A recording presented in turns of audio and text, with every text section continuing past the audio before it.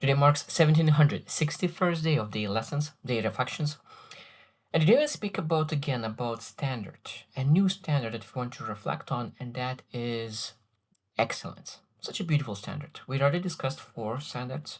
That's self-interest, fairness, responsibility, integrity, and now finally we're moving to excellence. Such a beautiful standard. And I discussed in the past that every single standard is important, is necessary. If you want to build a high rise, you're not able to miss the floor. So those are extremely important. So to review, so self-interest asks what's good for me. Fairness asks what is fair. Responsibility is what is right. Integrity, uh, like responsibility, what is mine to do. Integrity, what is right. And excellence is what I'm capable of. And what would it look like if I do it exceptionally well. So interesting because integrity asks what's right, but excellence is how if I'm doing the right thing, how I could do exceptionally well that. And that's the beautiful thing that you don't do bare minimum of doing the right thing. You do what you are capable of doing, and that's where the you move to another level. You're doing what's right, but you do what's right in the right way of excellence. That's the beautiful thing.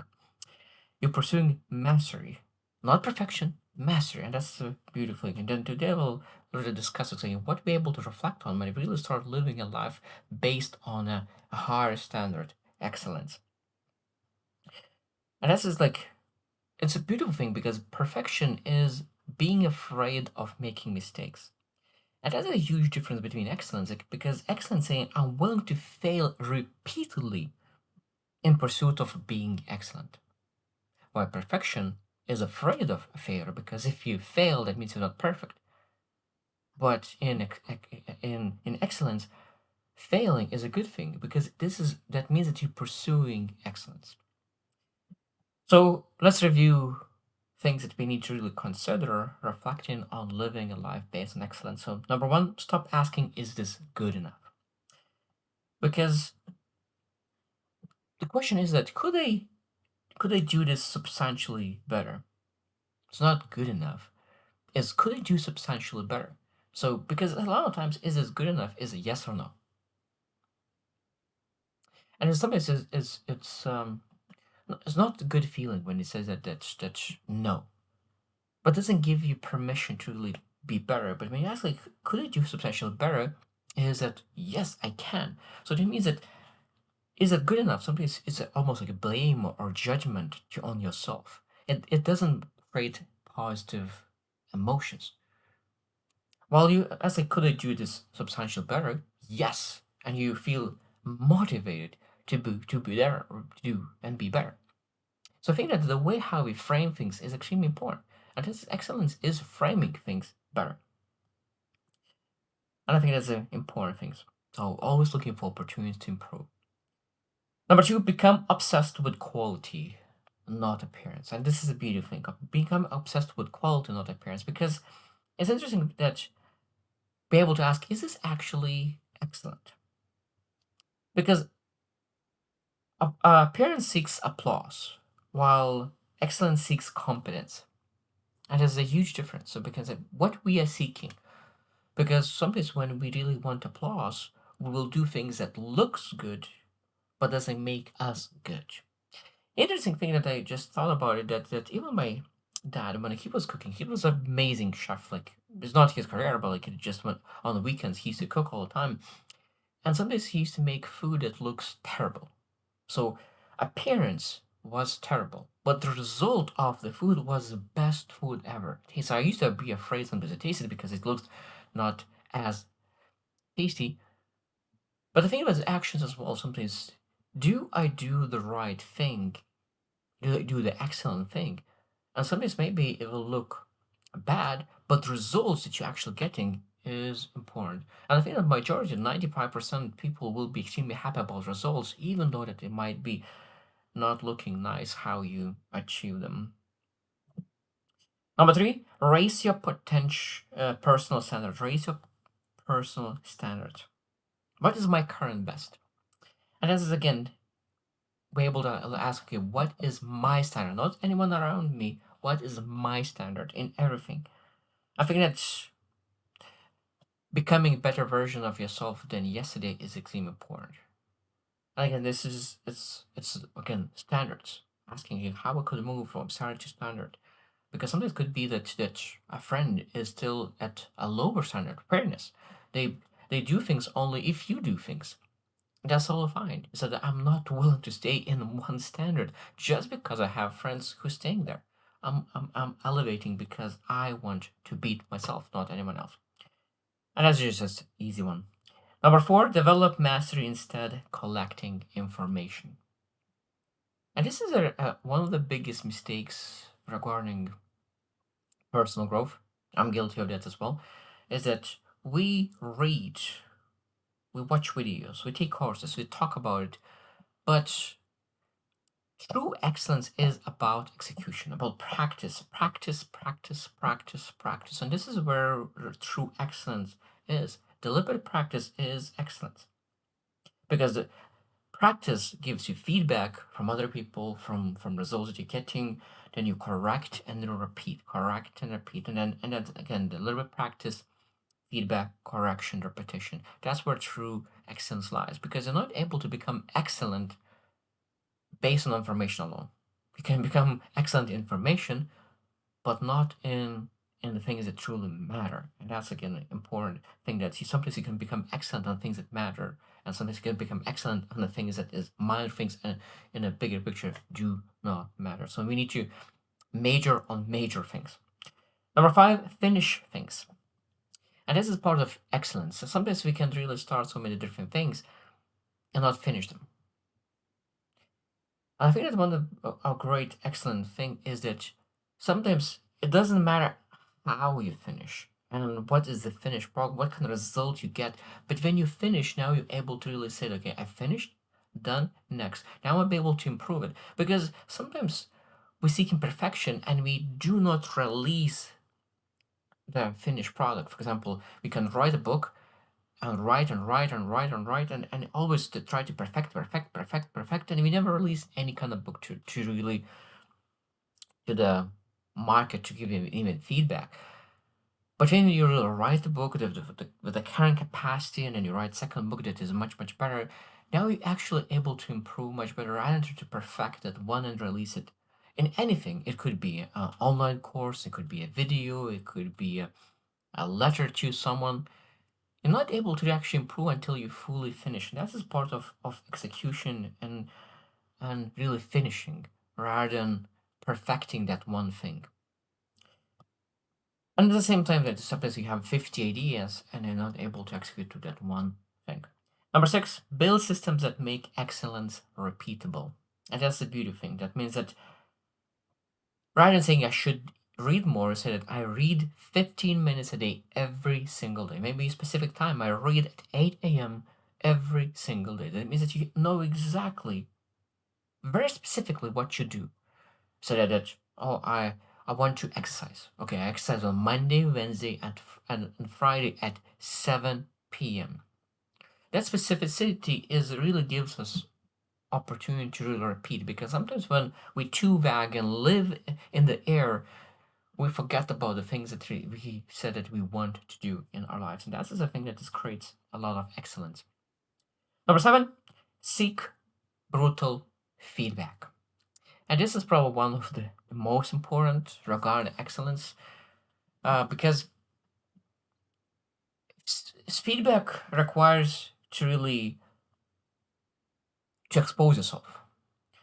And what's weak about it is like that means that you're developing something, and it's interesting thing because sometimes when you get feedback, that means that you will need to really work hard to really to develop something. Sometimes if it's said that you get feedback, that means that you're not doing as good as you thought, and you're afraid that oh I thought like I'm doing much better, but now the truth is that I'm not. But knowing exactly where you're at and you have the clarity, that gives you ability to understand okay what is the true gap that you need to work on. And of course, because you know the true gap, you have a clarity that allows to reach that excellence much faster. Number eight, don't hide from your weaknesses. And this is a beautiful thing because sometimes when we hide from our weaknesses, we're not able to become excellent.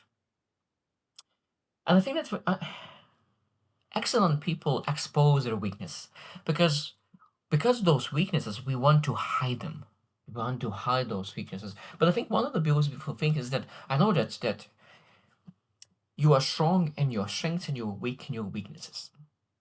So exposing your weaknesses and telling people that this is your weakness, and other people know exactly that this is your weakness, you understand that weakness, and you focus on your strengths, other people are able to cover your weakness and able to trust you because they know that you have clarity about yourself and they're able to really be there with your weakness. And I think that's a beautiful thing. Number 9 is pay the price. So that means that when you really want to achieve excellence and live by the standard, you'll need to pay the price. Saying no to things that doesn't matter, to have the delayed gratification, repetition, boredom, discipline, sacrifice, uncomfortable practice. The price of excellence is doing boring things exceptionally consistently. And again, are you willing to be consistent on things that you do not want to do? Because excellence without boredom almost impossible. Because some level you will reach that. Because it's interesting because when you really pursue the excellence, and excellence is like 9 of 10. And to reach 7 and 8, you're sometimes able to reach just by motivation alone. You just pour some energy and you're able to achieve number 7 and or 8 in the skill set in that specific thing.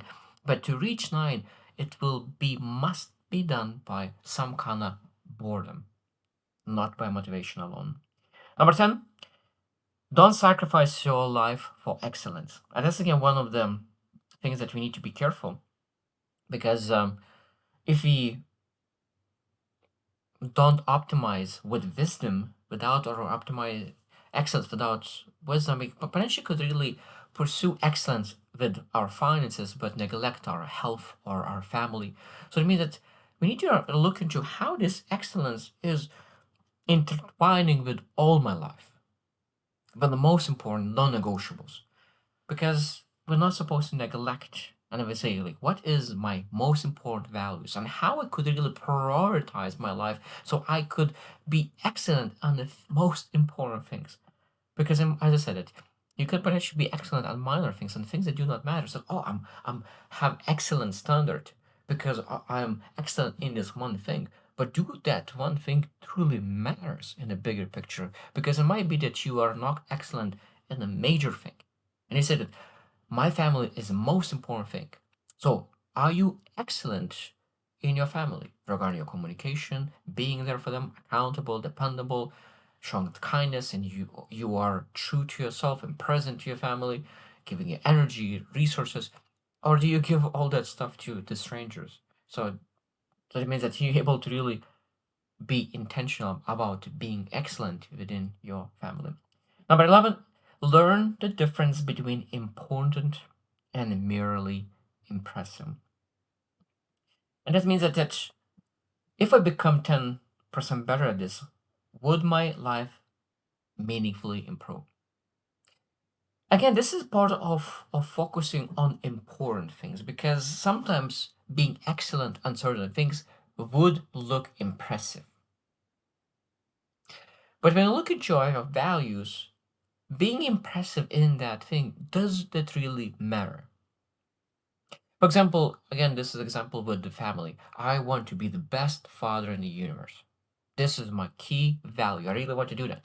And that means that you can potentially spend more time with your family and your kids, or you can really go and spend time playing golf because you want to be impressive and want to be excellent at golf.